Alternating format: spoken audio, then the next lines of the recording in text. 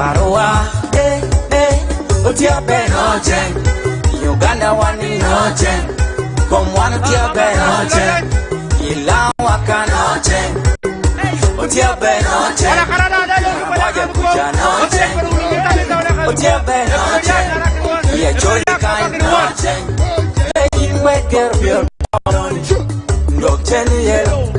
I'm looking on what take any coming back. You got out of the look at the Museveni show. You got out of the peace. You got out of the shooting. What your test? One bell for party, bell for they know the dawn. We don't know carry by. One go where you are. Don't walk carry by. One that you where you are.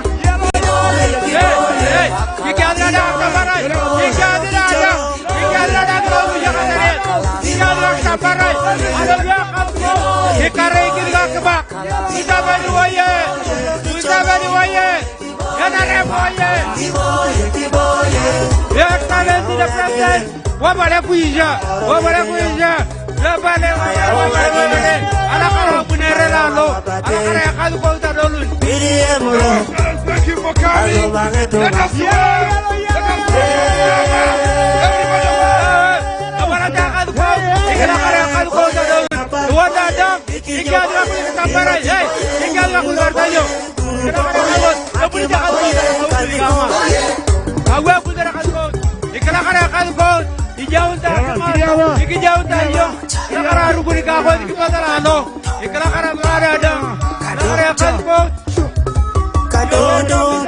the president of Uganda, Mama, Museveni, you are welcome to Nabilatuk district. You are welcome to your home. That gave you 97%. More than any other part of the country. This is your second home from Raktura.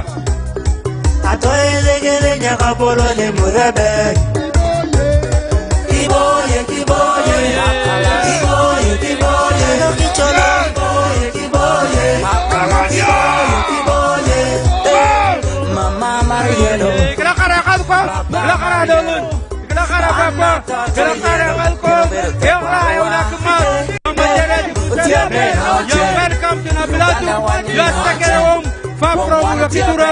You are compatible.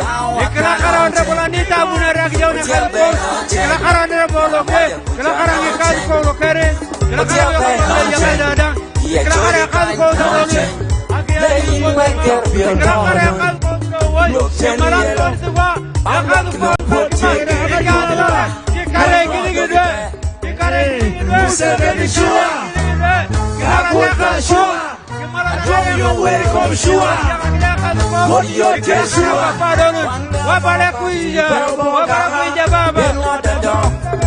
thank you very much, you're welcome,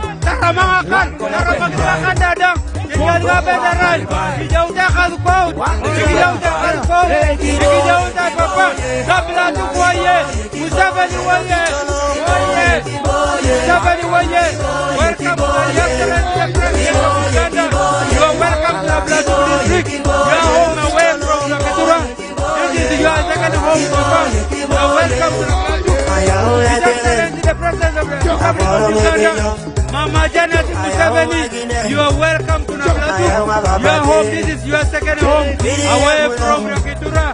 The only district that gave you 97.8%. We are very, very grateful that you have come now to your final home. This is your home. Your Excellency, you are welcome.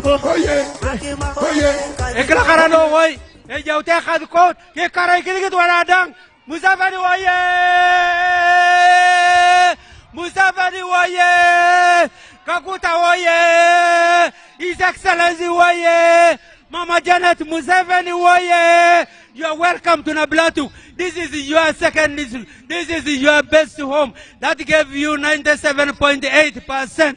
The overall best in Karamoja. They love you. Nabilatuk loves you. Nabilatuk loves you. You're welcome to your home. His Excellency, the President of Uganda, Mama Janet Museveni, you are welcome home.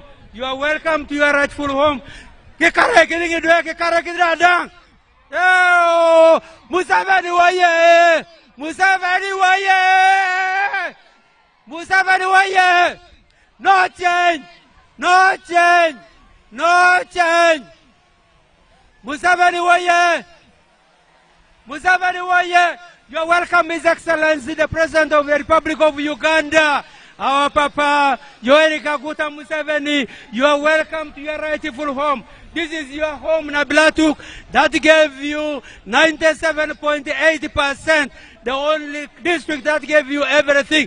This time they are promising to give you 100%. Your Excellency, I will now ask the people, we go for the national anthem.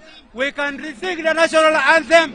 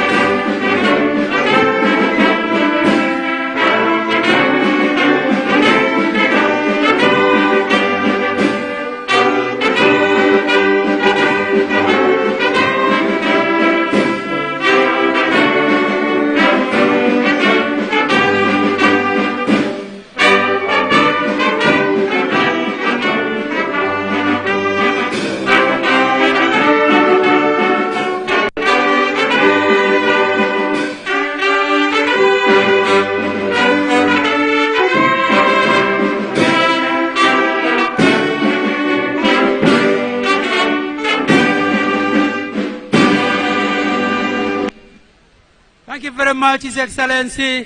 Allow me to take this time to ask you to take your seat as I invite the pastor to pray for the day. Thank you.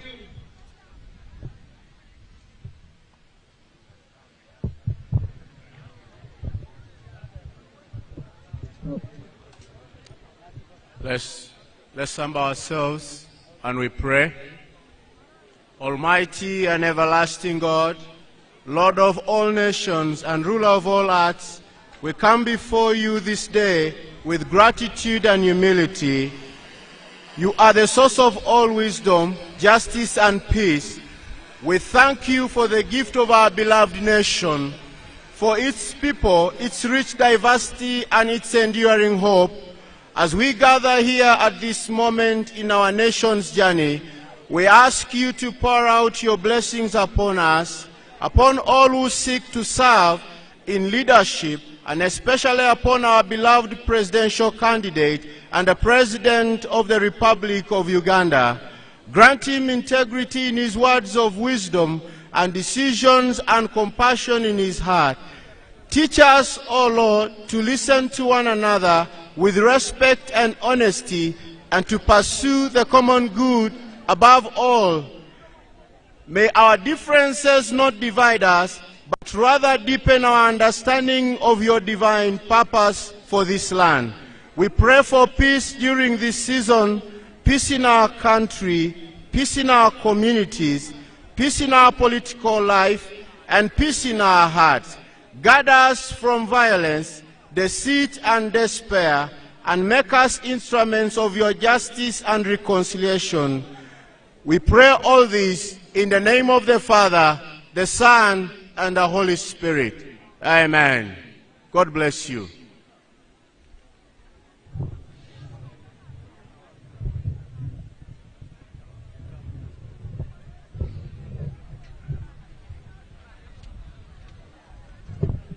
Thank you very much, Your Excellency. Allow me to invite the CG representative to take us through the program.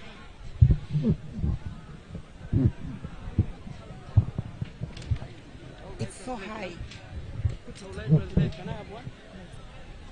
Your Excellency, the President of the Republic of Uganda, and also our flag bearer, our dear beloved Mama, Janet Kataha Museveni.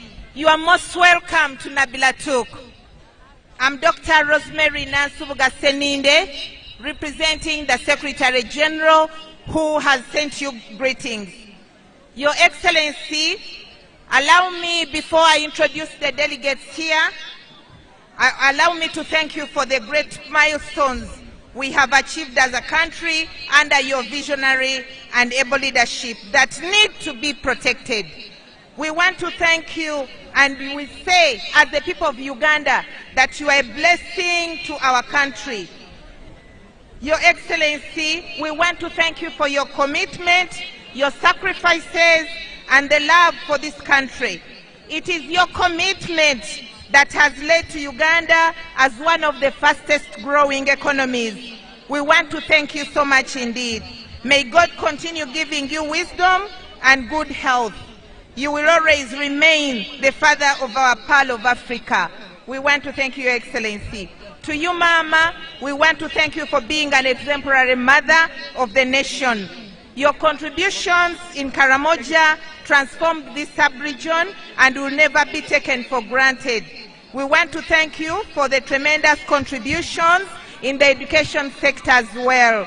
Mama, thank you very much for standing with our father, the father of the nation. May God bless you, and may God bless our president. Your Excellency, allow me to use this opportunity to introduce the people who have come here to receive you. I take this opportunity to introduce the second National Vice Chairman, who is also our Speaker of Parliament of Uganda. Mama, you are welcome. I would like to introduce the SEC members who are here. I start with Honorable Lokelis Peter, who is here with us. I would like to introduce Honorable Kobsinje Adrin, the SEC member for the women. I would like to introduce Mr. Tanga Collins for the young people, for the youth. Mr. Mwanjes Shafiq for the people with disabilities. Allow me, Your Excellency, to also introduce the ministers who are here. I would like to introduce Honorable Esther Nyakun, Honorable Balam Barugahare, Honorable Akelo Rose Lily, Honorable Nambozo Florence, Honorable Peter Lokeris, Honorable Magara, Minister of State for Tourism. Allow me also to introduce the members of Parliament who are here. I would like to introduce Honorable Amongin Jackie, Member of Parliament for Iyala. Honorable Asia Remegio, the Member of Parliament for this place. Honorable Sylvia Awas, the Member of Parliament representing the women. Honorable Adome Francis. I wish to also introduce Mr. Lokol Paul, the LC5 chairman. We also have Honorable Kabanda, the Secretary General for PLU. We have Ambassador Napeyok Elizabeth. Your Excellency, we also have members of the Secretariat who are here. We have Director Medina Naham. We also have Honorable Juliana Auma, the Commissioner for Electoral Commission. Allow me, Your Excellency, to also introduce the generals who are here with us. We have General Oguti. We have General Lakara. Your Excellency, I wish also to introduce the National Youth Council Executive, led by Lorot Ivan. The National Youth League of NRM, led by the Vice Chairperson for Karamoja, Judith Amio. Your Excellency, there are some of your daughters here also, Caroline Angolore, Chichoncho Brenda, Natuk Judith, Shala Capel, but you also have your friend here called Mama Janet. She's also here, Your Excellency, and the others will be introduced by the SEC member. Your Excellency, allow me at this moment to invite the chairman of NRM of this district to present his report in 3 minutes. The chairman, please. Very brief in 3 minutes.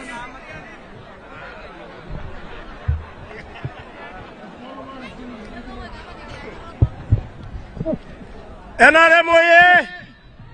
NRM oye! Museveni oye! Alakara noi. Your Excellency, Yoweri Kaguta Museveni, Mama Janet Kataha Museveni, Secretary General, the ministers, the members of parliament, other leaders in their various capacities, the community, good afternoon all of you. My name is Ulkol Lila Abdallah. I am the NRM chairperson of Nabilatuk district and also the chairperson of Muslims community of Karamoja. I want to take this opportunity to welcome the party chairman, His Excellency Yoweri Kaguta Museveni, to Nabilatuk district, and also to congratulate him upon his successful nomination as the only sole candidate under NRM.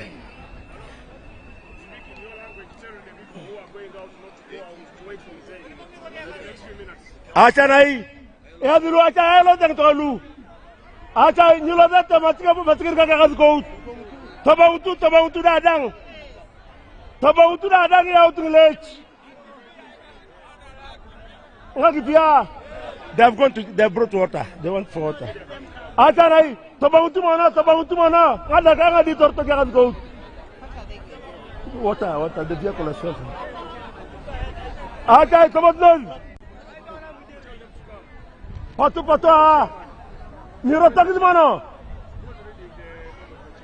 This one. So, Your Excellency, I appreciate the opportunity that I have been given to speak on behalf of the people. Yes. Okay. Okay, so this memorandum they'll be given to Mzee. All the details are inside. I end there by saying, for God and my country. You can go there.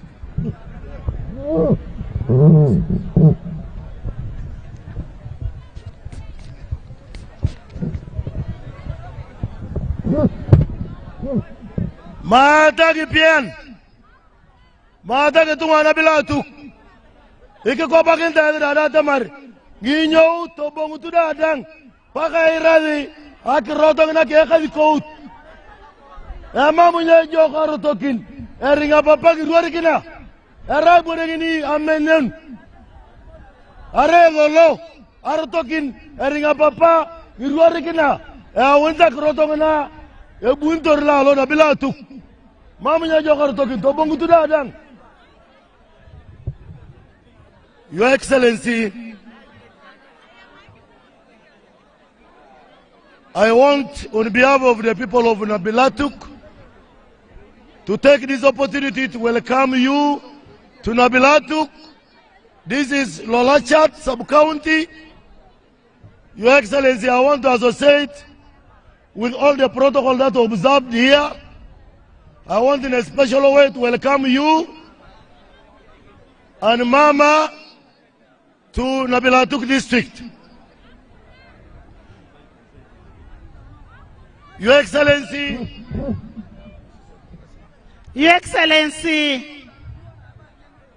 I think these people have been waiting since morning.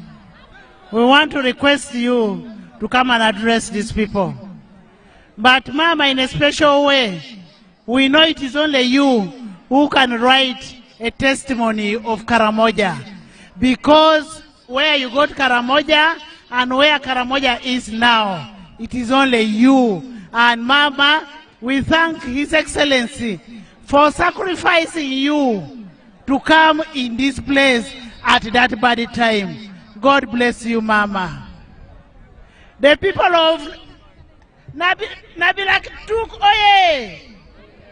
Ikatunga edare ute polo no buayo ganesi. Translate. Just this. Raise. Is still there? Translate what I'm saying. Ebe edare utu e president obu enerkeda yesi. Ay kingita wanda data mara dare utu da dang kini wadio buya ka ko tutori mo ngune bulitori. Wa dang na kini jaji na tamari boyo na petete. Ai boilo lo adobe sawa bon is not a problem. Nya inge da pakina la lando woi. Era nguna numnum ninge ko tere nguna ka klipa ka dia. De kotona esi ala mikini yesi anwaya one ai puj keda e peace ne. Abalanga tara karta kimatoto. Akamata ngana Museveni anguna buntor pani buya kitiya la anguna yo. Apolo kangun angiri kisberoni edare ute polon. Nya ta marni tang ta onda data mara dang kidi otere darto ka ko butole muna ke bunitor. Ibore ni koto sesi ebeta yaun. Una yo kini tang ta ka juguna rada.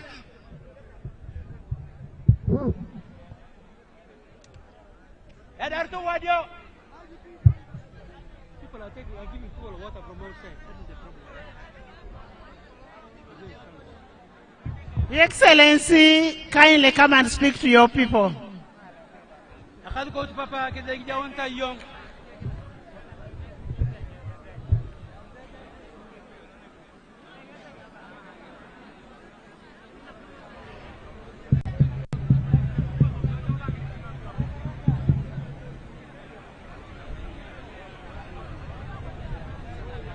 Ekalakara Papa bunare kake matoto. Raise the thing up. Yes. Kekare kidro punga kama kada ko kare kidro punya kamat. Kekare kidro ngide. Kelakara do punya kamata. Kelakara Papa bunare. Kelakara bunare kidro punga.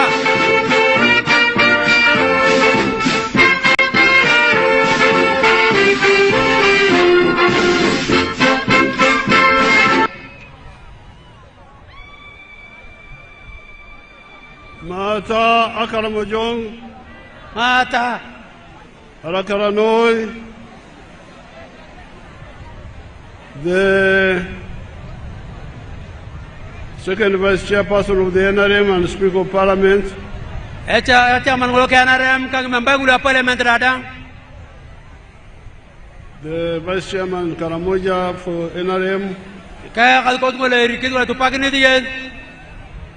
people from the secretariat, Ang tong lu kaya secretary radang lu tiada kape kaingen.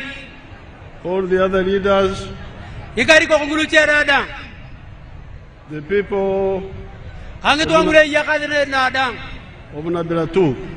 Ngetu ngulu Nabilatuk. Let Mama greet you, then I make my short speech. Alakara no way nguna pona talalo. Kaya ngitang niya mama ikim malayad. Mata Karamajong. Mata Nabilatuk. Ikim malayad ako madradang. Congratulations on your district. Araylo Repane district. Arakara.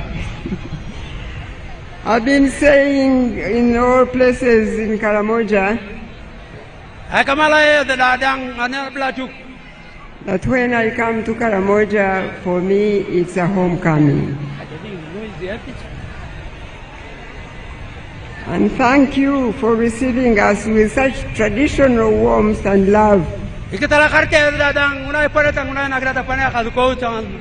of the Karamojong people that I remember and cherish so much. As I've been saying elsewhere, Karamoja, you know so very well that the government of NRM is your government. Because you know that indeed God has used it to provide the peace in Karamoja that is now enjoyed by the rest of Uganda. That's why it is our united responsibility to protect that peace and unite as one people so that we do not take that peace for granted. And then to pray that we take off with a qualitative leap to an even better future.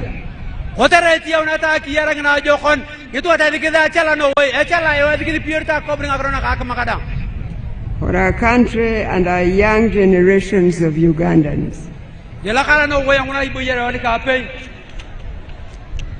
have not forgotten, as I just said in Nakapiripirit, how we used to walk through these grasslands. I'm sure Honorable Remigio remembers so well, as we tried to get the Karamojong to produce food for their families so that they no longer have to depend on World Food Program.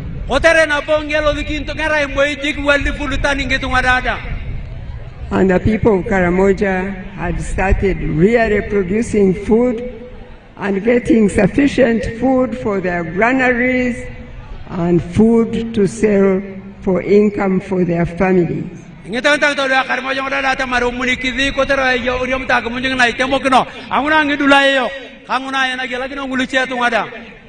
Now I want to say that the leap the NRM is striving to make this time round will make sure the Karamojong will change their kraals and build beautiful homes for their families so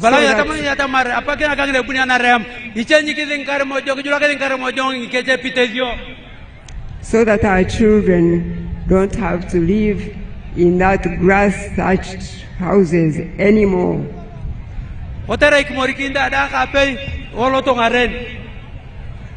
So I thank you and I thank God for having given me the opportunity to serve the people of Karamoja.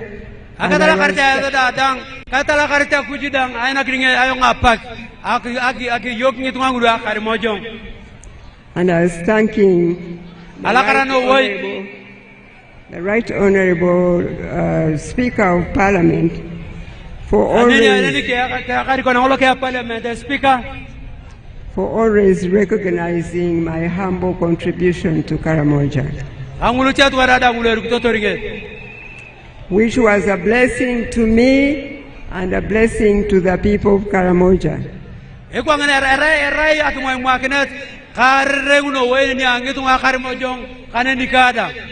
I thank you and God bless you.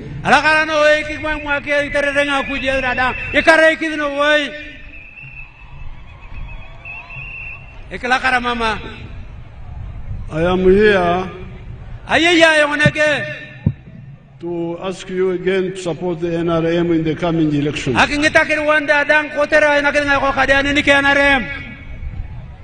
when I ask you to support the NRM, I give you reasons which you should remind yourselves of, also pass on to other people.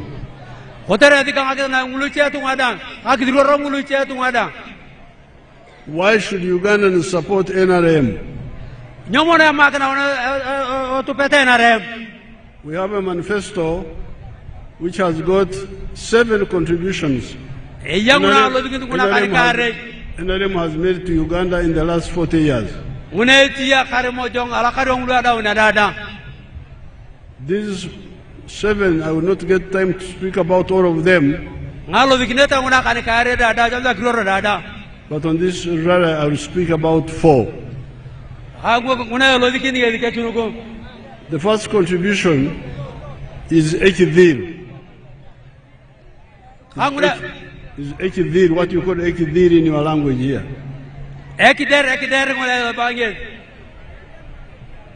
The Ekidil is peace.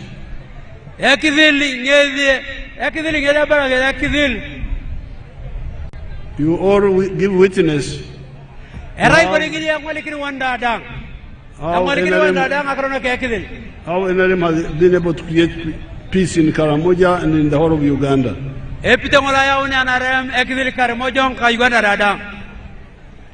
Now, the second contribution is Actopol Aquap.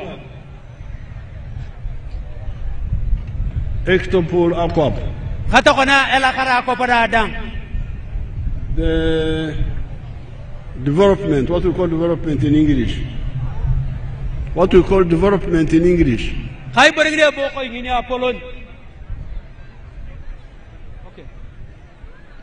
What we call development.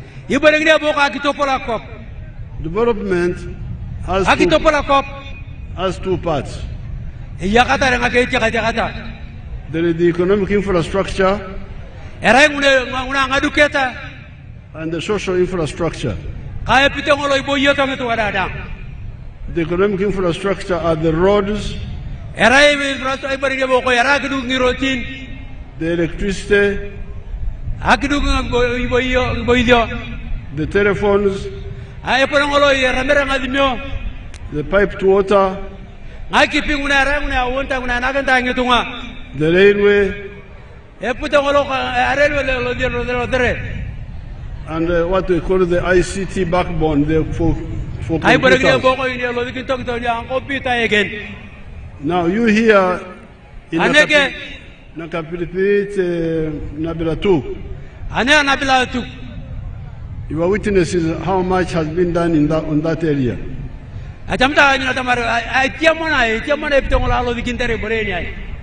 The Tamak road has come all the way from Mbale up to Moroto through here.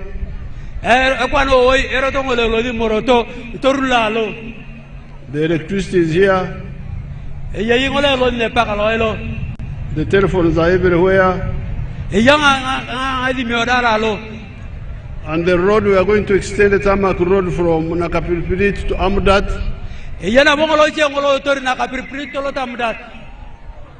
And also a Tamak road from Nakapilpilit to here.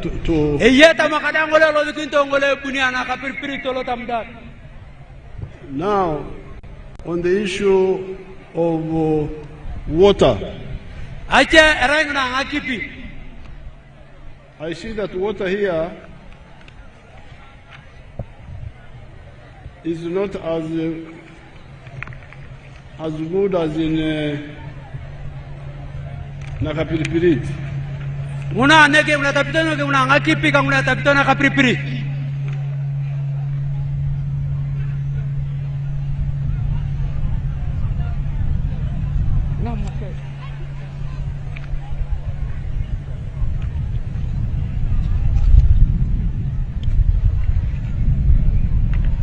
Yes, because here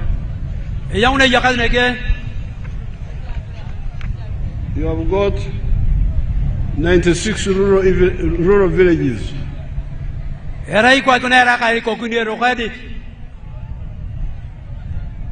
44 of them have access to safe water. Era ngune lo dikito ngakra nguna ngakipia ngune boko nguna dega nguna matan. And that is 46%. Era ngakria 80 khade era ngatomoni ka ngatomoni are angan ka pay aloto mamiat. In Nakapiripirit it is 82%. It is 82%. Anakapiripirit era ngatomono muana angan ka pay aloto mamiat. You should find out why has it lagged behind here. Now that is for borehole water.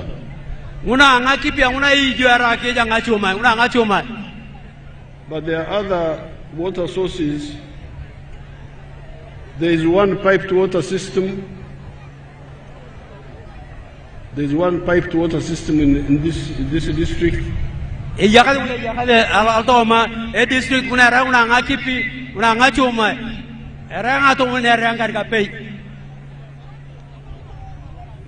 There is something here, I can't understand it, but it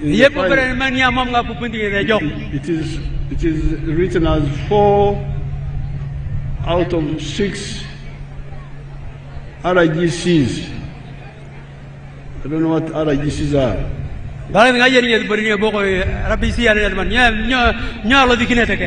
Rule of gravity something. Then you have got 3 piped water designs completed. 3 piped water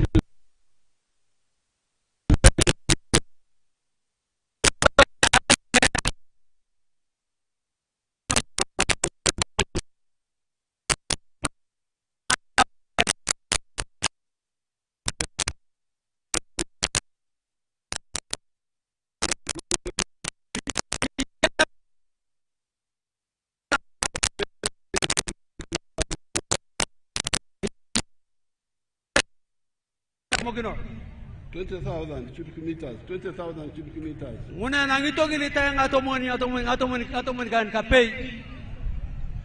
There is smaller reservoirs at Aputputi, Najonai Kalakal, Nachkokoliai, Kamusin, Nati Kokoriai, Namata Aloma, Nangorit, and Sakale Nakoko. Each with 10,000 cubic meters of water.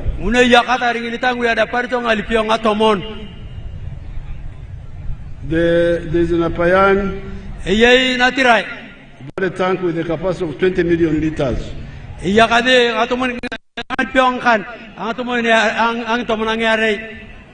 there's a plan going on now to construct one solar powered irrigation system. This is all economic infrastructure under Actopol Aquap. Then there is the social infrastructure. Those are the schools. Let me see how many there are.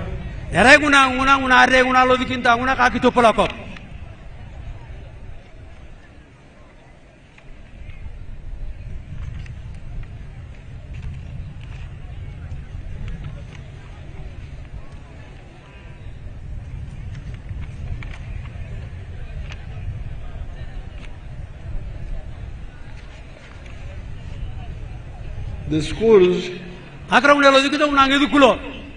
there are 17 government primary schools. And there are 3 government secondary schools.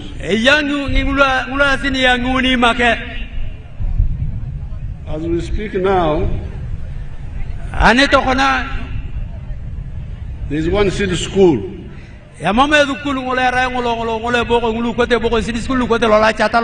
Which has just been completed.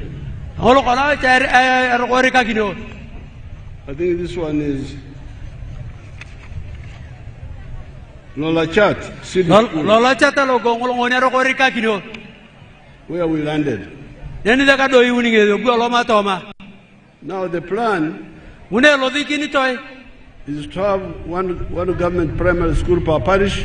Era ngule tamara bebange ya kaunere moyi edukulu lo ka puka lo to me parish angolo du kwang parish to ya kauno tere edukul dara makede ga karinge to waradang. And one government school per sub-county.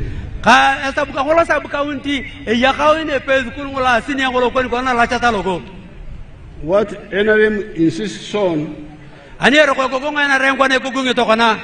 is mass education. Education for all children. And that's why we want free education, no studies in school.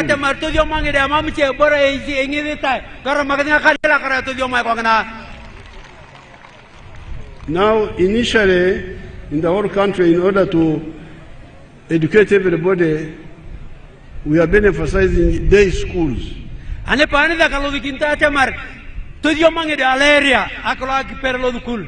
So that children study and go home. So that you don't have to have the cost of feeding and sleeping and all that.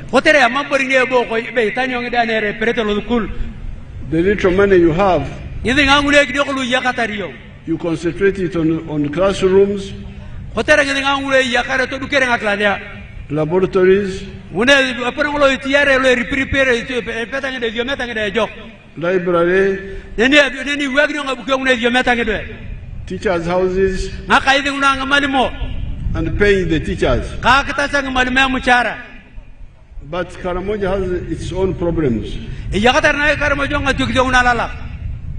There is still insecurity in the villages. So even where we landed at Lola Chat, we were talking with the children there. We shall study that issue. Should we make Karamoja an exception and have boarding schools for some time?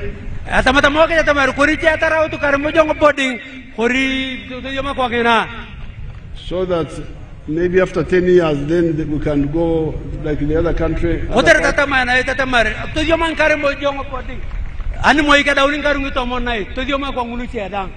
But the whole thing is, how can we educate all the children affordably?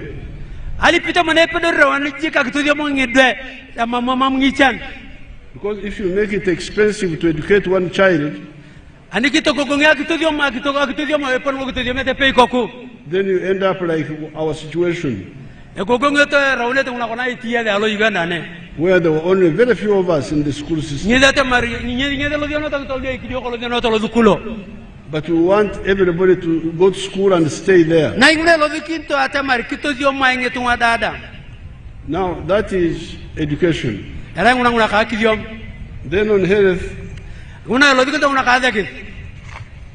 the health has done well. Immunization has done well. That's why the population has gone up in Karamoja and in the whole of Uganda. When I came to campaign for the NRA, for the UPM, 1980, the whole population of Karamoja was 190,000. But now the population of Karamoja is 1.5 million.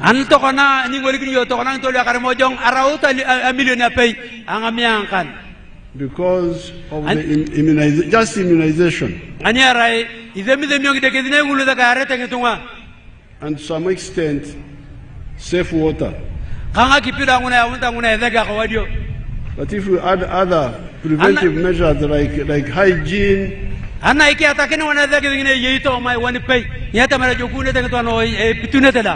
nutrition, everything will be even better.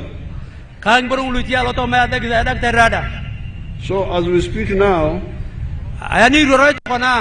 There's one health center 4 health center 4 bone pay ngola Nabilatuk and 2 health center 3s. kangulu yarangula nguni yare. But the plans are ngune lo dikinto to konangule yakare doa upgrade Natirai health center 2 health center 3 in Natirai. Itopolorio Natirai tarao health center 3 taramakadenge tarayo aramakadenge Nabilatuk kan.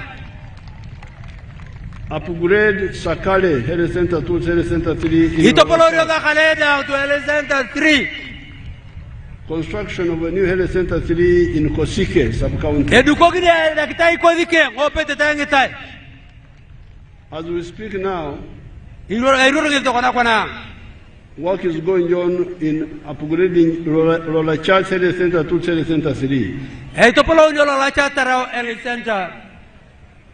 Construction of Natirai Health Center 2. Construction of Nayonai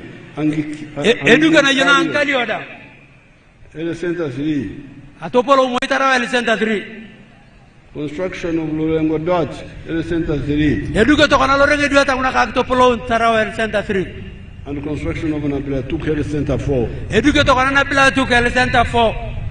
Now all this is Octopol Aquap.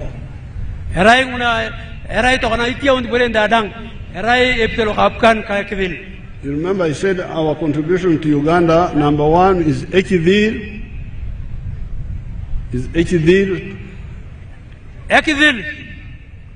Number two, Octopol Aquap. But I was in Nakapiripirit. They have got a very good tarmac road now. So I asked them, I said, you people, you are lucky.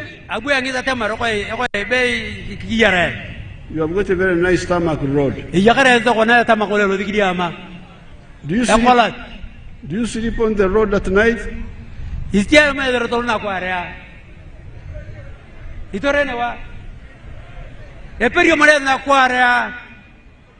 I asked them, do you sleep on the road at night?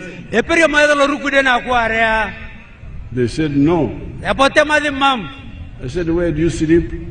I think they said something like Ere. That they sleep in Ere. And that sleeping is Ajo. That sleeping, that you Ajo in Ere.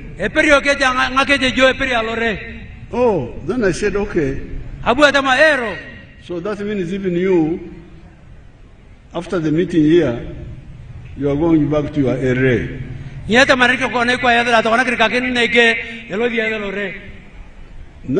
when you go back to your ere, the Ichan, you left in the morning, is still there waiting for you. And it will say, welcome back. Alakara? Alakara what? Abongun. Akom? Abongun. Mu? Abongun.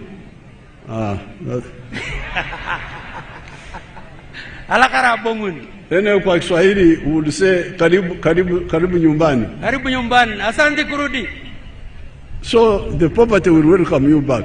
If you are poor, if you are rich, it will welcome you back. So from the 1960s, that's why we were saying, you know, the leadership is not so easy. You can find people running around, leaders do this, but you will end up with a lot of trouble. It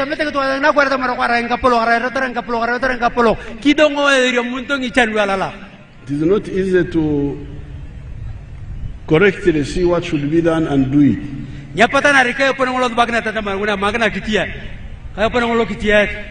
So they would say, like in Swahili, maendeleo, maendeleo, maendeleo. In English, development. But development, what does it mean? Roads, tarmac roads, telephones, like we have said. But how do you handle each one? Because all those can be there, but you have each one in your house. So that's why we said that in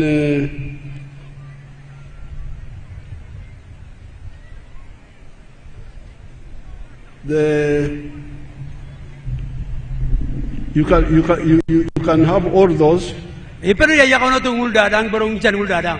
but you still have each one. So that's why we said there is something you must add. This is Abaru. Abaru. That is wealth. So you can have all this.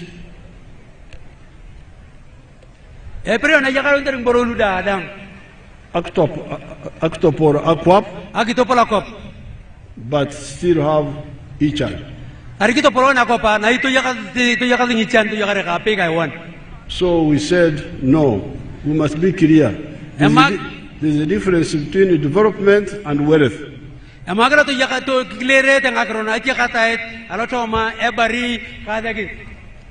Wealth is for the individual, and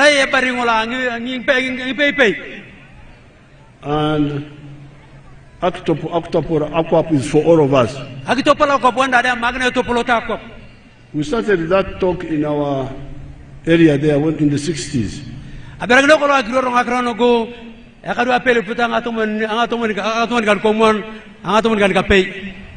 those who listen to us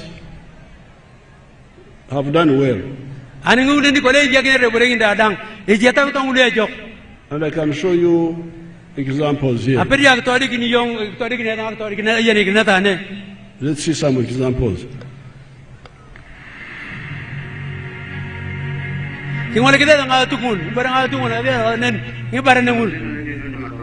We shall summarize later. We shall summarize later. We shall summarize later.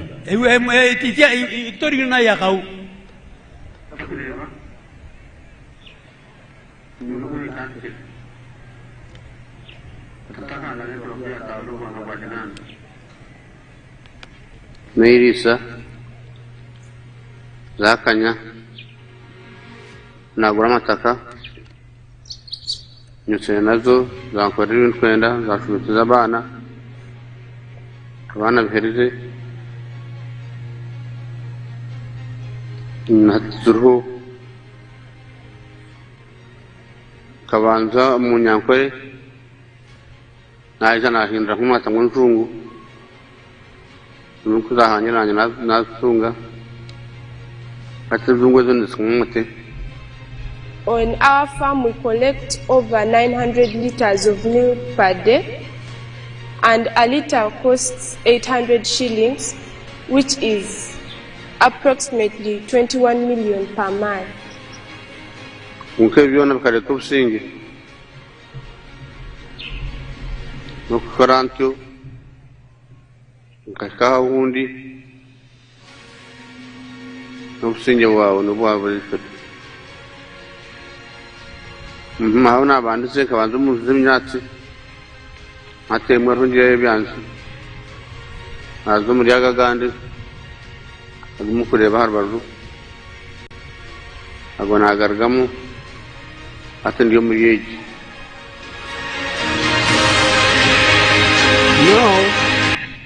Now that man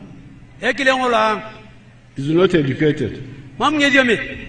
He's traditional like some of our Karamojong people. But he listened to our message and started same modern agriculture. And he started grazing cows for dairy.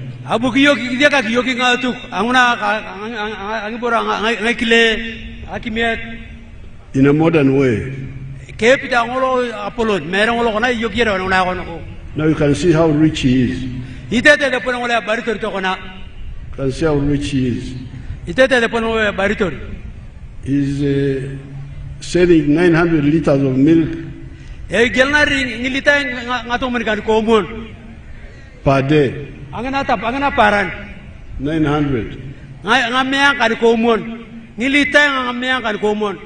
The price is low because there's a lot of milk in the area. 800 shillings.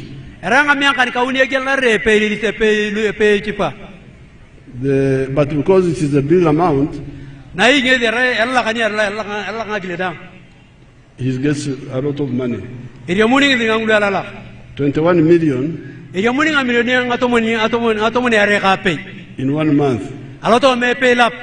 In a year, 250 million.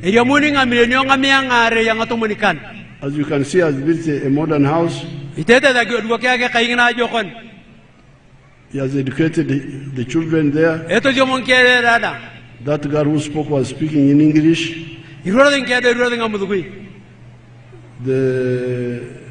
But he's far from the tarmac road. So Octopor Aquap is not as much as like in Namaru here. But Abaru is there. Now this is the message we have been spreading in the whole of Uganda. Ever since we came into government. Ever since we came into government.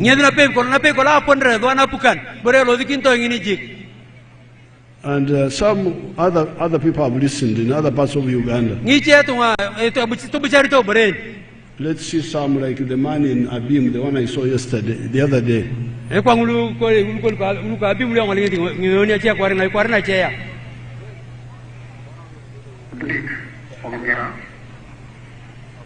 a member of Mama in the Abim district. My village here is called Arangetai West. Arangetai Parish, Abuk Town Council, Abim District, in Kanamoja.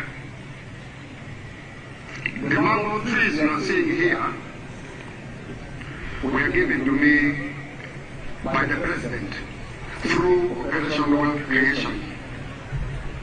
I received 200 mango seedlings, and I planted all, and they are all doing well. Apart from this venture, I got money from PDM last year. I got 80,000. And I used 800,000 for buying 10 goats. And the goats are there. They have multiplied. They are now 16. Part of the money of PDM I used for buying cassava stems. Through that money, I've managed to plant 2 acres of cassava. They are now doing well. The first acre I intend to harvest next year in January. Then for the mangoes, you are seeing, I started harvesting last year in 2023. The first harvest, I got 6 million. That was in June. Then second harvest in November, not September, November, I got another 6 million. So last year, from these mangoes, I got 12 million shillings. I've been selling to the people around. Actually, Soroti Fruit Factory has booked this mango. They want me to take these mangoes tomorrow, 2025, to the factory. Actually, I've been selling locally. I've been selling 1 at 500 shillings, 2 1,000, and people are buying. These mangoes are very good. The mangoes trees you are seeing here are giving me money, a lot of money. And I want to thank His Excellency, the President of the Republic of Uganda, Kaguta Museveni, for coming up with the idea of Operation Wealth Creation in the country. This is money. I am not going to suffer.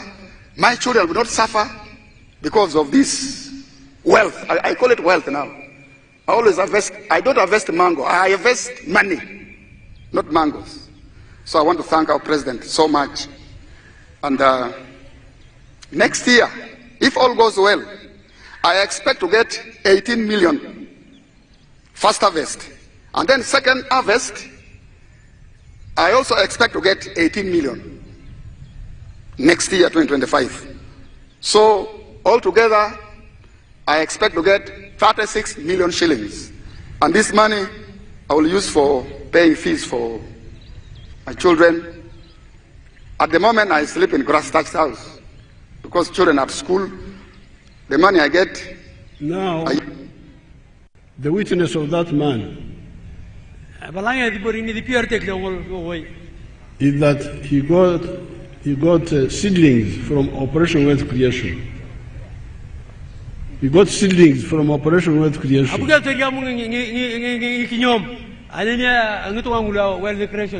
And planted those mangoes.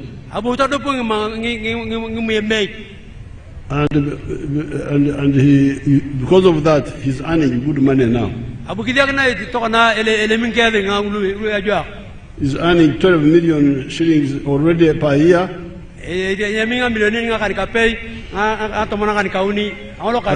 But next year he will earn 36 million.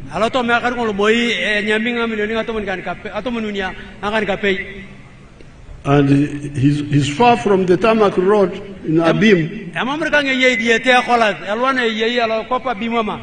You people here in Nakapiripirita are much better off.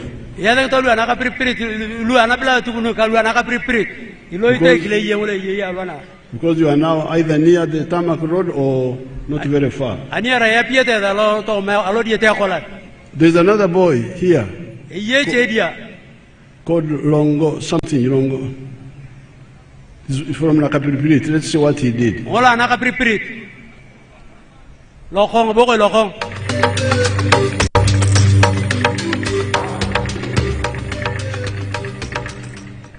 am called Lokong Emmanuel from Kakamokwe, Naturum Parish, Gorege Sub-County under Namalu and Nakapiripirit District. When I stopped from my studies, I sat home for around 3 years when I was not doing anything with either government. Little am I knowing, God will bring the way of rescuing the helpless.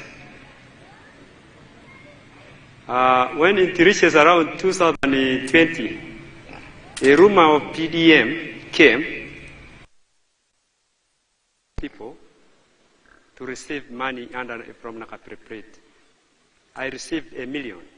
I rented 4 acres of land, and I was able to harvest 14 bags.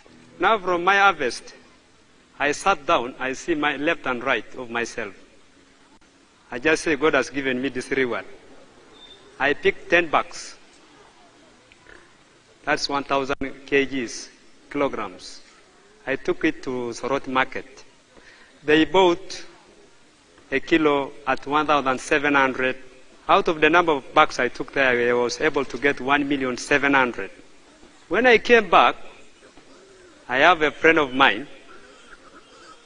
He has not got, he's having wisdom, he's having knowledge concerning how to rear these things.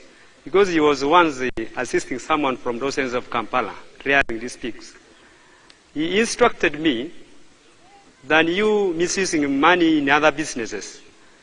You introduced about the piggery project, and I bought 5 pigs, at 80 out of 1.7.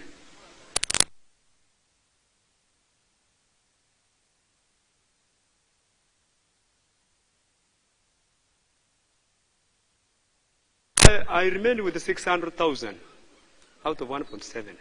I remained with the 600,000. Actually, I first topped it to my small business. No, I first used it for around 2 months, 3 months. This boy, Later, Longok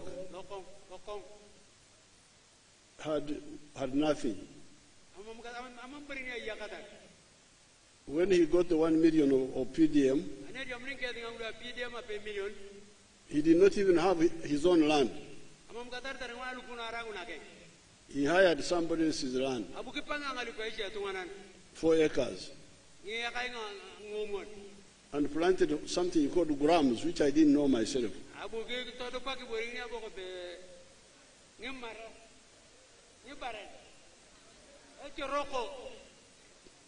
I had never heard of it.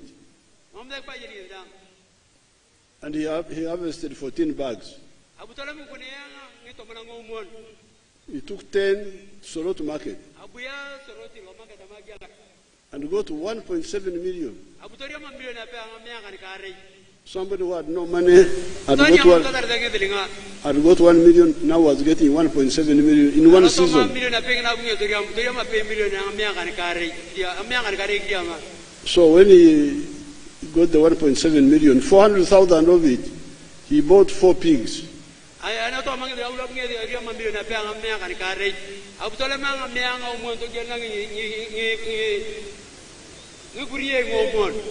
We were with him just this morning. And he told us that he has now got 100 pigs.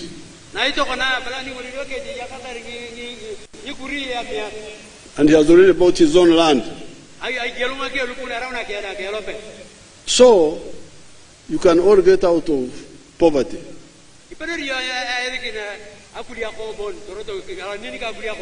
Using the PDM money. So this is number 3, contribution number 3 of the NRM to you people. Number 1, Ekvir. Number 2, Actopor. Number 3, Abaru. Now, but there is something else. There is Etich. Jobs. Where do jobs come from? People talk about jobs like that.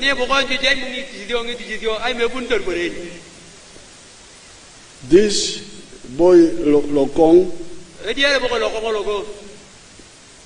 who had nothing, is now already employing 5 people. He has created a job for himself and is employing another 5. The one which creates Etich.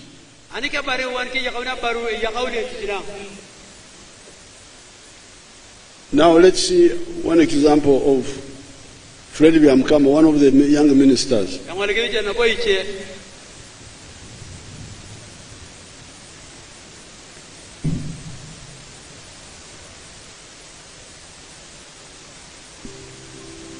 My name is Fred Biamkama.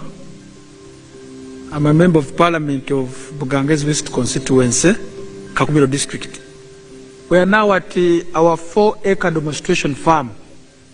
The land we have here is approximately 4 acres. This is a farm we started 2 years back here, 2.5 years back.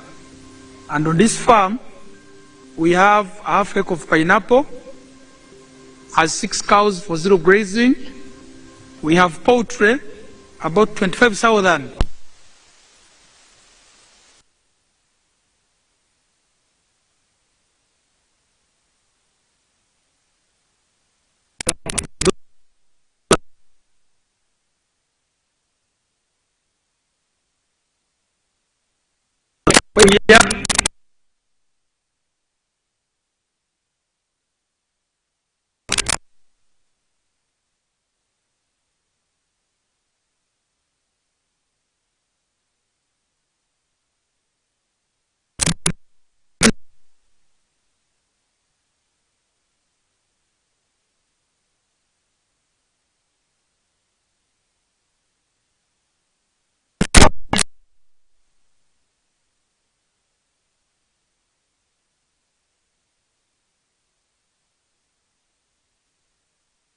about the farm. When you look at poultry, out of the 25,000 birds, it's only 11,000 giving me eggs. Others are soon giving me, and I get 302 trays per day minimally, because 11,000 birds are supposed to give me 366 trays. But because of the feeding method of deep litter, I don't get all the eggs. I get 302 trays per day minimally. Then I sell in a month, you can get a net profit of 55 million, because you get 108 million, but you can't get all that. You have to buy feeds, pay workers, pay electricity. It remains with 55 million net pay. When you get the cows per month, these are 6 cows. Each cow minimally gives you 20 liters. So when you get 20 times 6, that's 120 liters per day. 120 liters per day. For us, a liter here is 2,000, because we sell each cup at 1,000. So you get 2,000 times 120, you get 24,000 per day. So 24,000 per day, when you multiply, you get about 7.6 million per month. But 7.6 million per month, you cannot save it.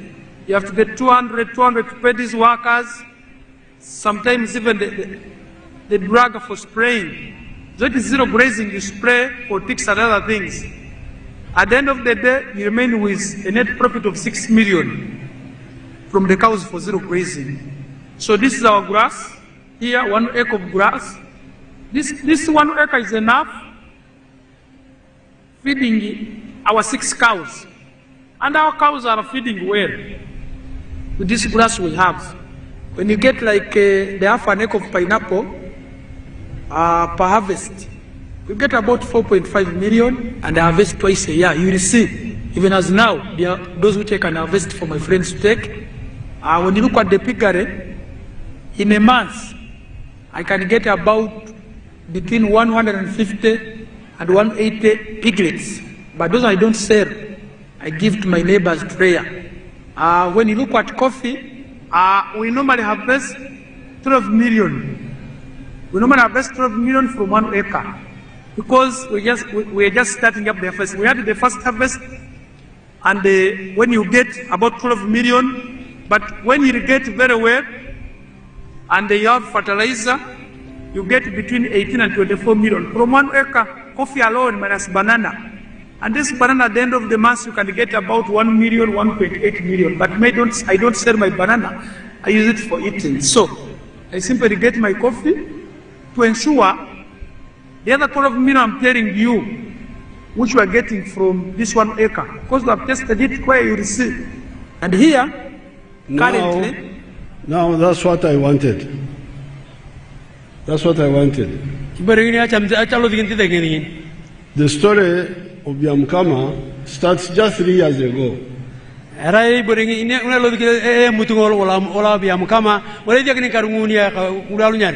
When he got my message. When he got my message of Abaru. Of 4 acres model. He planted 1 acre of coffee, pineapples, bananas, 6 cows, and also poultry and piggery.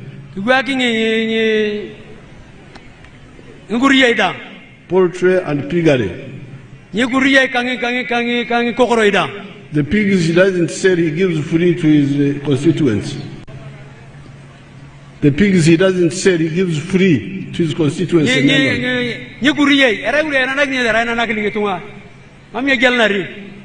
But from eggs alone, is earning 55 million shillings every month after deducting costs.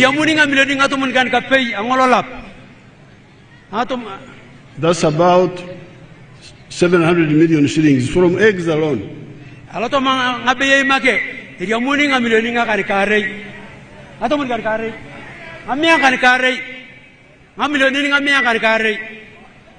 But he's now already employing 26 people like those you saw. He's already employing 26 people, those people you see there. So Biamukama's Abaru has created ethics.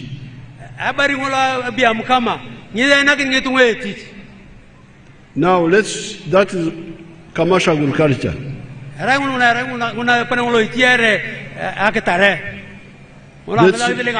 Let's go to factories.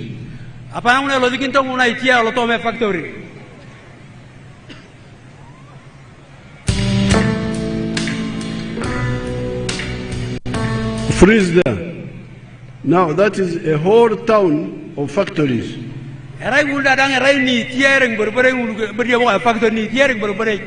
In Mbale. But if you go inside one of them, you will see how many people are working there. Freeze it there, freeze it there. See how many young people are working in that factory. Now yesterday, when I was coming back from Moroto, I met a large number of people coming from the cement factory. The one near Nadunget. It is already employing so many people. Now, those factories are now employing more people, 3 times more people than the whole of the government.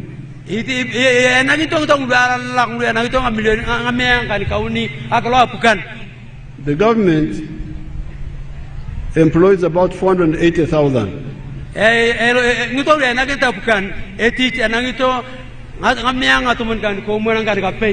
But these factories are employing 1.3 million now.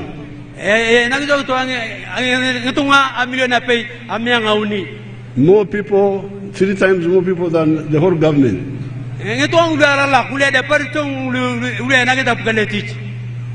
Now, so you have got commercial agriculture, you have got manufacturing.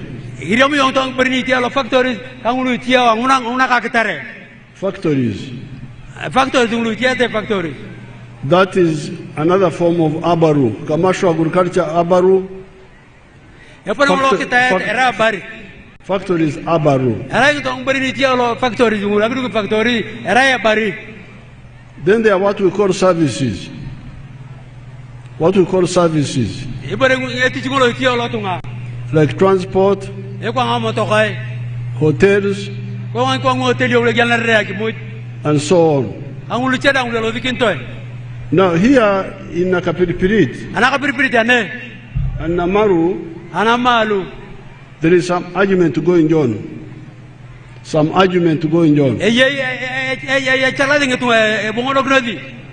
conflict between UWA and the population about grazing in Pian Upe. I was not aware of this problem. I was told by the army actually. They told me that UWA had stopped you people from grazing in the park. In Pian Upe. Then I said no. Even Lokeris told me. And told me that you have been grazing there.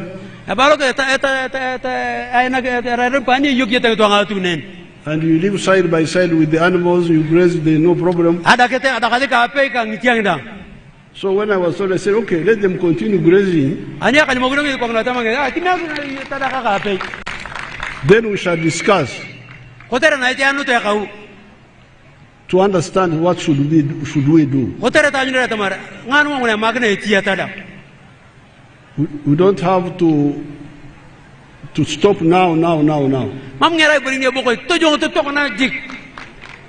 We should graze until we discuss and see what to do.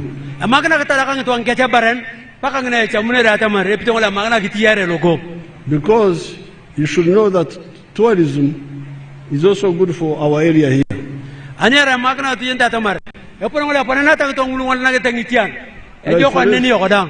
Like for instance, Karenga, Kabong. There's an international airport there now. That airport is because of the park.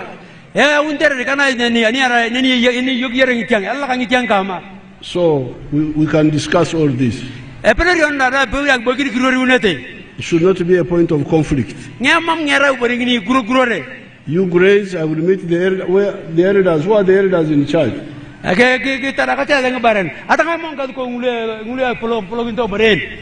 are the elders? They are there. Who is their leader? You come here and I see you. That's a young man. Is he an elder? Okay, stand up and tell him.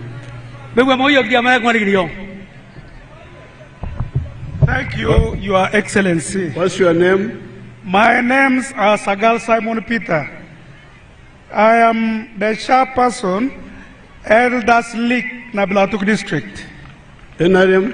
NRM, yes. Yes. Yeah, I'm also the NRM. We have a program of the NRM Kral Mobilization Program, which is now going for the third term. We are your grassroots. The what? The grassroots. The grassroots. Grassroots of NRM. That's why you get 98.7%. Yes, yes. And we are going to continue giving you votes. I remember this game park, this game reserve, during colonial times, cows have been grazing with animals together. They can graze with the animals? Yes, they graze with the animals. Okay, you continue, then we shall discuss. Yes. Thank you, Your Excellency. Now, you, my staff. Yes. Bring these elders, I met them in Soroti. Thank you.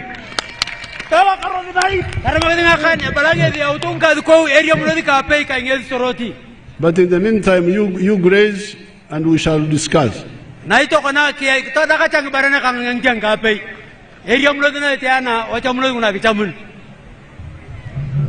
if you love cows, I'm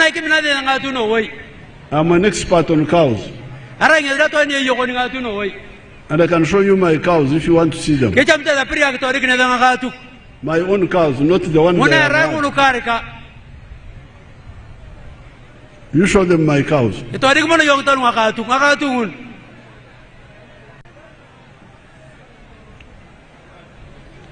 So if you are talking about cows, I am here, I'm an expert.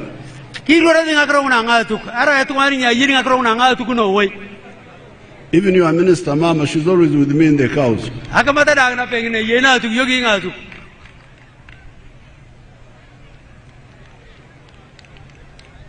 So the issue of the park, those are my ancestral cows.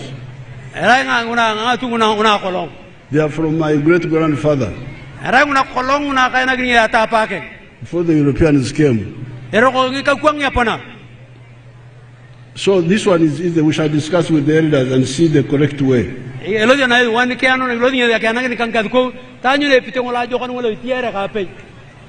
But meanwhile, you graze, as you have been grazing. Now, finally, so now we have 4 words. Ekivil. Ekivil. Actopor Aquap. Actopor Aquap. Abaru. Abaru. Etich. Etich.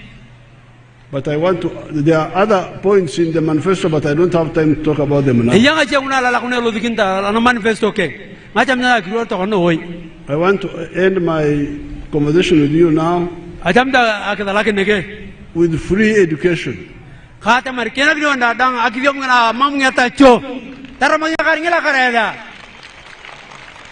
Under UPE, we're supposed to have free education in government schools. But some people continue charging money. And because of that, children drop out of school. I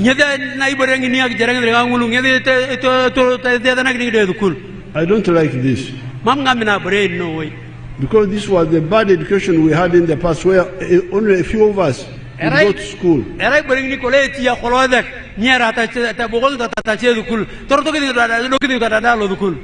What NRM wants is mass education. Everybody to go to school. But it has been blocked. So what I did, I started skilling young people in a park here in Karamoja.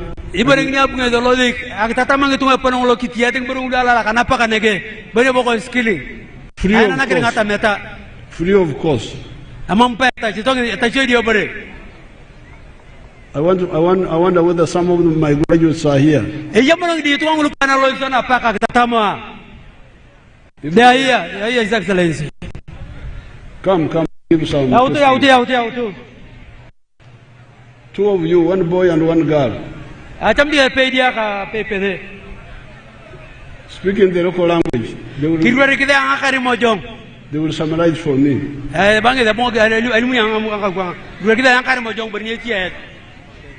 The boy.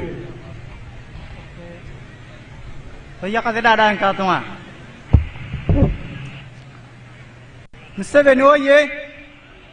Akanikare oye. Papa Museveni oye. Che, kikauto kwe. Museveni oye. Okay, kelakar ni arai no oye. So kaya kiro akanyarta alama Philip. Aya lope Nabilatuk. Kada nabo arai chairman Youth Presidential Industrial Hub. Kere abunti anagali marata marbonbe korea ke kewon bonbe apanya da receiving akwari nga milioni nga tomone e pela ko na lu nyara la ka ku ayo mo pe to ngana ni abu a program na la kan kare kan rang nyara no way the first intake nyada bu nyada yakara ngo etiata ko sila welding so ana ngon talaka dem senior right no way anu chaati bonbe amang ko tara mo to ka ko rinyo aku ko nang borule etiata ngo ala welding ay to ngana lele gileja nai abu adu bagi msecha saving box ivsele saving box ni shi ini kwa na shi apa kaka chamaki akitodi kinye korea na kinye dida mamne ni koni pida mam ngalwana arana neni bonbe akitodi kina nyeda bonbe kire mam pa bon jo torora skill na boriam ka elipida na bonye ke ataki ni arai no oi at least ke ataki na ngolo district ya namba youth lebe to lo madina hab Ejoko school ngolon kato ani arai no way mam ngata shoda umuji tariyo jik na ye bone be jota chamunte ngakro ke apare akra mindset angona kinyam turiada edongo kinmo enen penen maybe ipei wore bana bala li papa kere etia lo wali nga to wana nele jile jan nya to wana nkar to wana nyuni kanus ngina fer ka gina na hab so elipita papa nya arai no way e kyangara kyanga portable welding generator Bon, Keshimuna pay Alakara. His Excellency shortly he appreciates what he gained from the Park Skilling Company. He says he's the chairman, by the names is called Loma Philip.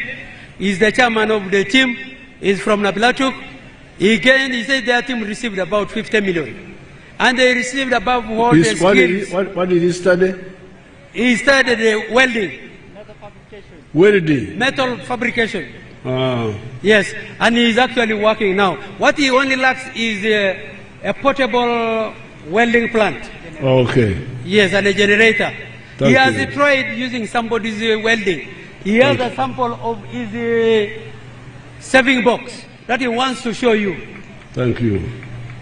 And he has also encouraged the rest that you should join. But he's also requesting you, if you can add the number of the people going for the training. Very good. The girl, okay, you go. The boy, you go down. Alakara kapolo no way. Alakara nakinua paka nyarada kiri orikin. Aya kanyarta na kiri Brenda alorenge biat sub county. Aulosi ang ekozingola tailoring. Anya abonguni ang alo tailoring. Kariama ang skilling in. Abuayo lotoriamo akasholiting na ye ilorenge duat. Inara ye libona doni. Abu ang adapa kineni kesha. Dieleji wadio. Ani kuwar kalunyarin karulu. Abuayo ngo adikariamo ediling la kanana kinigediang. Abu muni godo makasharan. An kariamo makasharan. Arawa to kana perfect. Kaitia yang ajak. Kai kitia ya kanka kone the second the third text and the fourth text. Kula rokon graduating eta tamito kana kai krukitika yang abu ngomuni kajal na kasharan ka aroko ang aropare tarukitika ka katala kartia kapolo nana kina bodang edelinga ngulu eta kina ngulu apodere angariamun asia sharana bo kotare dibuke kintori akeshida to kana krukitika yo kaya kapolon etala kartia bidong la yakare dalo kitede amamo bore angaleo aye dakitar aya kemut apega pare ke lo sheke ayo tailari mamba pedar ta jik bornyara do kidon ke lo sheke ayo no waika kana ke figala jokon ala kara. Thank you very much, Excellency. She appreciates everything. She's called Brenda from Loring Edward. She did tailoring. After doing tailoring, before she received the 50 million, before she bought a machine, she got some woman who was actually doing that work. And she joined her and kept practicing until she got her own tailoring machine. Now she has become a teacher of all those who joined her. When they come for practice, she keeps helping them. She really appreciates what she has gained. It has changed her life. It has changed everything. She's also encouraging you to have more people trained. Thank you. So now you can see how this intervention saved these young people who had lost hope.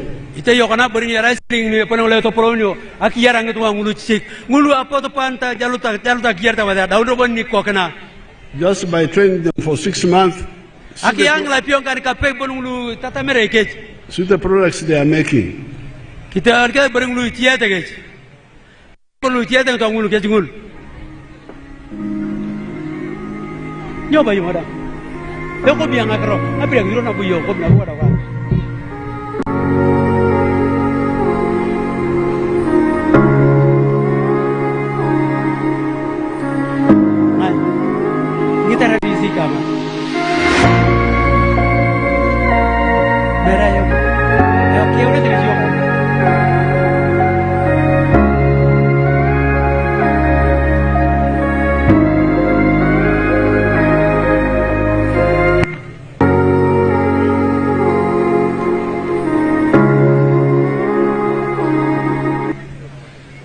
So, those products they are producing now, in just 6 months of training.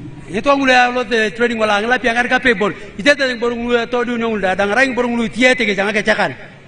of them were being imported from China, from Dubai, from India, from Italy.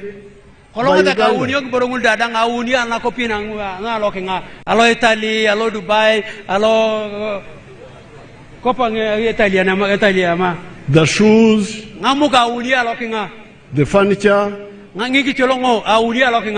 the hospital beds, all these were being imported. So therefore, in the coming government, I want to appeal to you all. support my initiative of free education in government schools.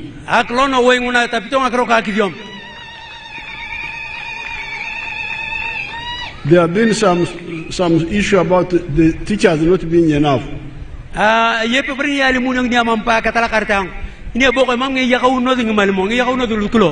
Like in Rorachat here where we stopped with Mama. We were able to, they told us that there are 6 teachers, but they need 32. So in the coming government, we are going to insist on hiring enough teachers.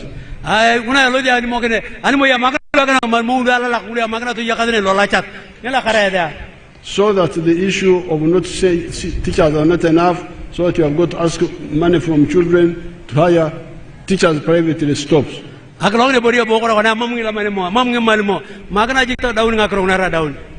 So, 5 words for today.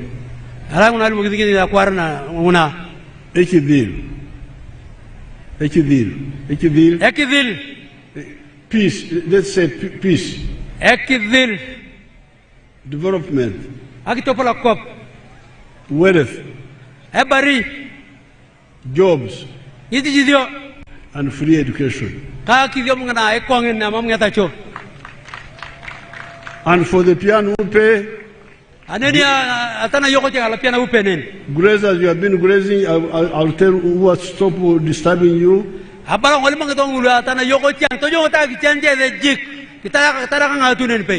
And I will discuss with your elders. Because what you also need to know, I've told you that the Abaru are 4. Commercial agriculture, like the examples you are seeing. You are seeing on the factories, services. How do you translate services? Services.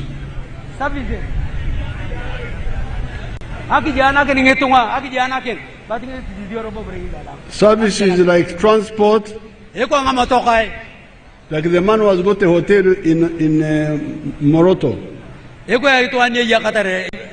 Africana. He's not a farmer like me. But his Abaru is for him to provide a service to people who want to sleep in the hotel. That is his Abaru. The border. His Abaru is to transport me from here to there. Now tourism is also a service, but also an Abaru, where you provide, people come to look at the animals and then they pay.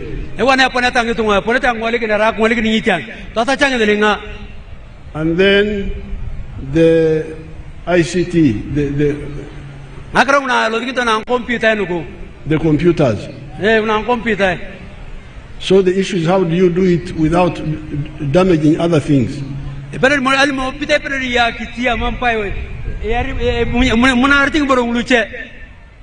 But we are going to discuss this. Meanwhile, you graze, you have been grazing. That's what localists told me, that you are doing it in the colonial times. That and there's some truth in it.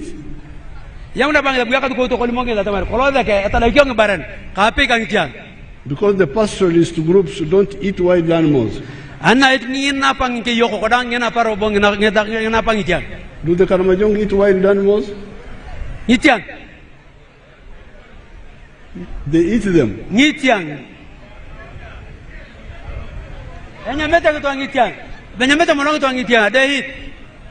They eat. Yes. So they are going to finish them. They may not finish, but they just eat. There is something called totems. The what? Every animal has the owners. Every clan has a totem. A totem? A totem.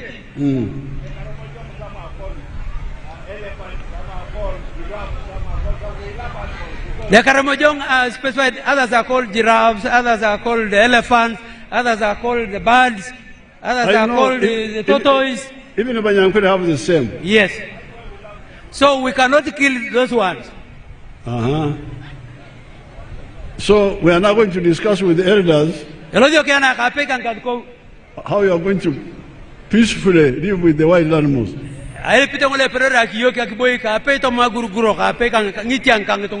Alakaranoi. Alakaranoi. Museveni waye. Kakuta waye. NRM waye. Kikialinga kabendera dada. NRM oye. Nabilatuk oye. Karamoja oye. Uganda oye. From the church. East Africa oye. Let us have the flag bearers. His Excellency, I have letters from the Church of Uganda. They are building a church for themselves. They need your support, Papa. Very good, very good. We give it to my people. Thank you. Your Excellency, allow me to present to you our flag bearers. I will start with Lokubal Emma for Woman MP, Achia Remigio, Constituency Representative, and also the LC5 flag bearer, Lokiru Benedict.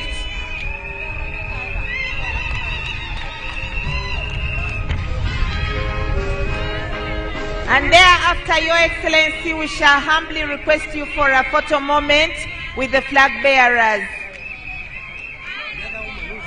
Lokubal Emma, please join His Excellency.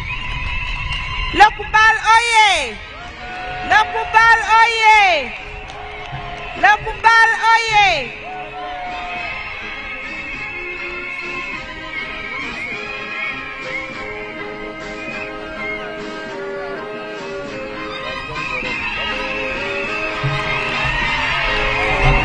Allow me, Your Excellency, to also call upon Achia Remigio.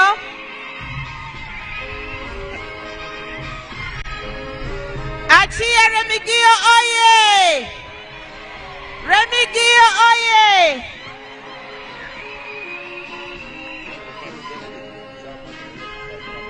May I invite the chairman, LC5 flag bearer, Lokiru Benedict? Lokiru oye!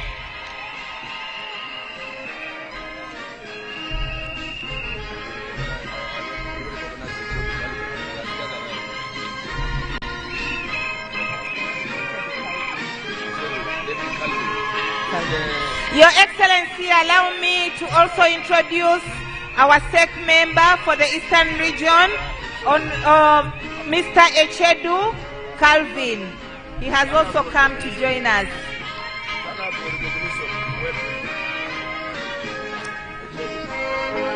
Your Excellency, we are requesting for a photo moment with the flag bearers.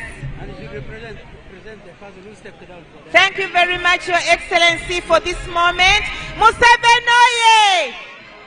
Museveni oye! NRM oye!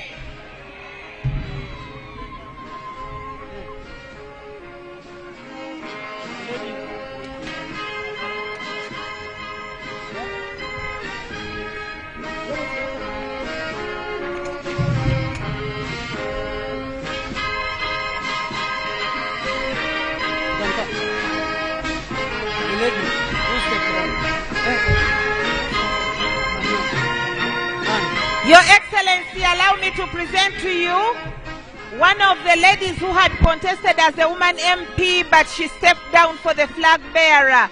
She's called Manman Ann. Your Excellency, allow me to present her to you. Your Excellency is calling you, please.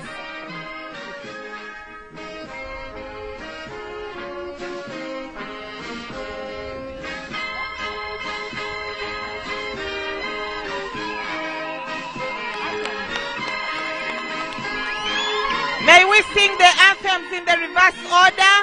Anthems. Oh, sorry. Wait.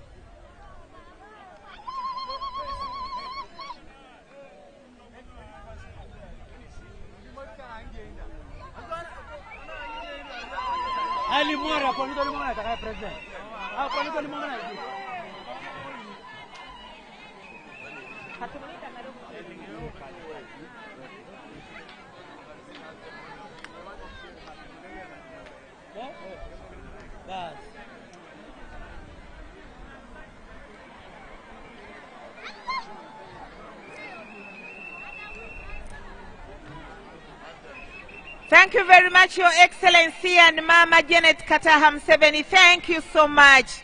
May we sing the anthems in the reverse order?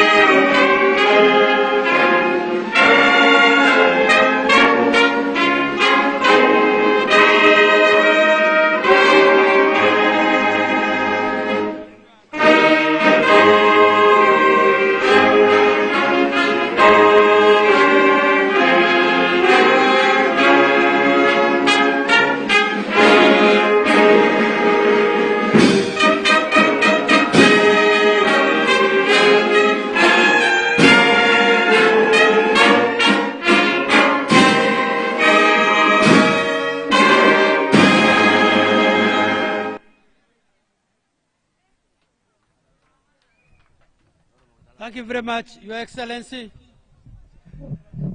Thank you very much. Kilakara no way ngi toda danga ponade. Kilakara NRM waye. NRM waye. Museveni waye. Ikadra danga kitambara lo dia kadu. Thank you very much, Your Excellency, for supporting Karamoja. Being a part of Karamoja. DJ. Play.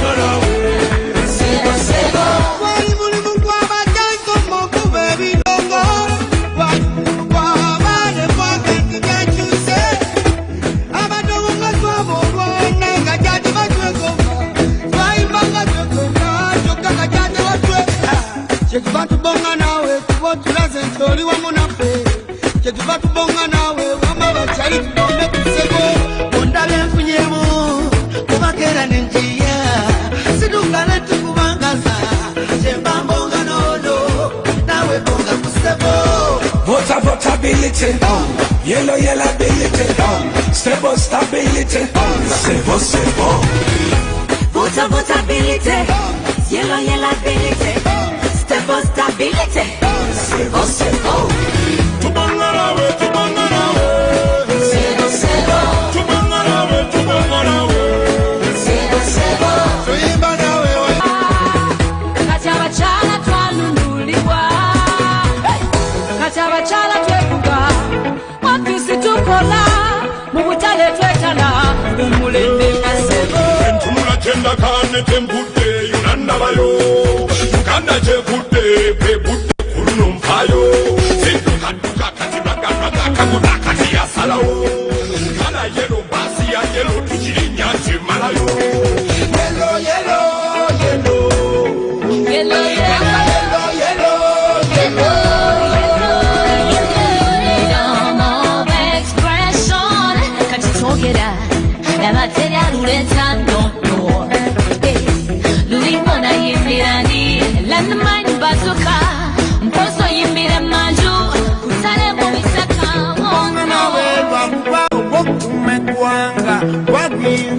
Yes boss, big boss.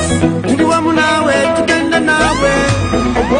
Mekwanga, wapsinga. Big boss. Yambamana ba yellow, baakala yellow, awatoli yellow, masika na solo. Yambamana ba yellow, baakala yellow, yambamana ba yellow, baakala yellow, yambamana ba yellow, baakala yellow, awatoli yellow, masika na solo. Tubonga yambamana ba yellow, baakala yellow, awatoli yellow, masika na solo. Tubonga nawe, tubonga nawe, tubonga nawe, tubonga nawe, tubonga nawe, tubonga nawe, tubonga nawe, tubonga nawe. Abatwala ngebiwedde balala endulu ez'olutatadde n'abantu basula kutebuke towabiyato n'ebisigadde zaibe mbaana oli kigalo mutembe yaffe tetwagala lwana muzeeyo oli kigalo kanyinyoga nnyumirwa paka wenjagala ekyo kikinda engirimo gitema nnyinyo kateefu gyenjagala mpozi bano bakawonyewo Sebo, sebo. tubonga nawe tubonga nawe Sebo, sebo. tubonga nawe tubonga nawe Sebo, sebo. tubonga nawe tubonga nawe Sebo, sebo. wali mulimu gw'abajjanso mukube ebidongo wali mulimu gw'abaana ebwagezi byekyuse abadongo nga twabulwana nga jati batwegomba twayimbanga twegomba kyokka nga jati batweka kyetuva tubonga nawe tuba otulaze nti oli wamu naffe kyetuva tubonga